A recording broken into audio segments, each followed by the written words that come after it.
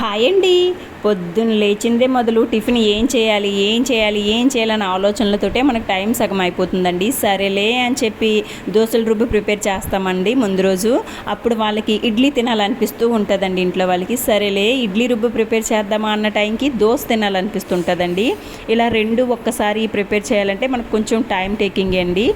మీ టైంని సేవ్ చేయాలంటే నేను చెప్పినట్లుగా ఇలా ఇడ్లీ పిండిని, దోశ పిండిని ఇంట్లోనే ఈజీగా ప్రిపేర్ చేసుకోవచ్చండి. ఈ పిండి అయితే మనం 6 నెలల వరకు స్టోర్ చేసుకోవచ్చండి.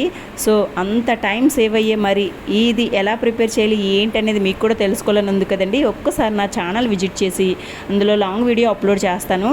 ఎలా ప్రిపేర్ చేయాలి ఏంటి అనేది చూడండి. మీకు నచ్చితే యూజ్ఫుల్ అనిపిస్తే కనుక లైక్ చేయండి.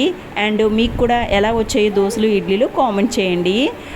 ఇంతవరకు యూట్యూబ్లో ఎవ్వరూ ఇలాంటి వీడియో పెట్టుండ్రండి. సో వీడియో నచ్చితే